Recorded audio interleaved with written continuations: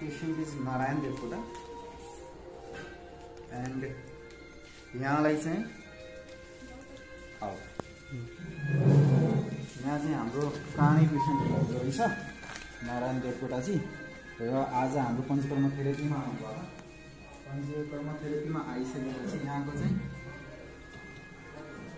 अब के को केस रहेछ भन्दाखेरि यहाँ हेर्न सक्नुहुनेछ अर्दित लेखेको छ भन्नाले फेसियल प्यारालाइसिसको केस हो र फेसियल प्यारालाइसिसको लागि यहाँलाई हाम्रो सरले चाहिँ डाक्टरले शिरोवस्ती प्रेस्क्राइब गर्नुभएको छ जुन कि उहाँको आज शिरोवस्ती हुन गइरहेको छ र हाम्रो यहाँ राजन दाइले शिरोवस्तीको लागि ट्याब फिक्स गर्दै हुनुहुन्छ र यसको लागि हामीले एउटा 12 अङ्गुल अथवा 15 सेन्टिमिटर 20 सेन्टिमिटर जतिको क्याप चाहिन्छ र त्यसको भित्र चाहिँ यसरी हामीले मासको पिठो यहाँ देखाउनु त यसरी मासको पिठोको बाउन्ड्री बनाउनु पर्छ जसको कारणले गर्दा हामीले जुन मेडिकेटेड ओइल हाल्छौँ त्यो चाहिँ लिक नगरोस् भनेर हामीले यसरी मासको पिठोद्वारा प्याक गर्नुपर्छ अल द वे यसरी गराएर अनि उहाँको लागि चाहिँ जुन औषधि मेडिकेटेड औषधि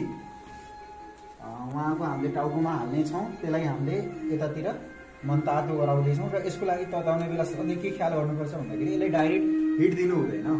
यसलाई पानी एउटा कराही अथवा प्यानमा राखेर त्यसमा थोरै पानी राखेर अनि मात्रै कुनै भाँडामा राखेर तताउनुपर्छ।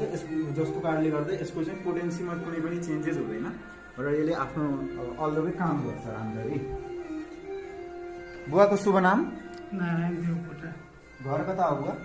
घर डुबा सिधै दक्षिण पर्छ। ए हो नदीको डिपमा। कति भयो तपाईँ यहाँ हाम्रो हस्पिटलमा आउन थालेको? कति भयो? 4-5 पटक भइगयो। यस्तो गराएको कति पटक भयो नि? कति पनि भयो। कतिचोटि भयो? पहिलोचोटि हो। पहिलोचोटि हो? ल ठिक छ। अहिले बुवा र तपाईँ अर्कोचोटि आउँदाखेरि कतिको फाइदा भयो कतिको के भन्छ कति सुधार भयो भनेर पक्कै भन्नु होला है त। अरू चाहिन्छ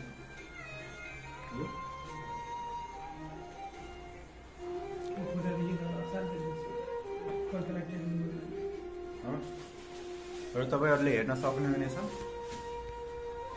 एकचोटि डाक्टर साहब भित्र देखाइदिनुहोस् न। यहाँको यसरी हामीले पुरै अल द वे प्याक गरिदिनुपर्छ बाउन्ड्री। आउनुहोस् डाक्टर आउनुहोस् बिस्तारै आउँछ पुरै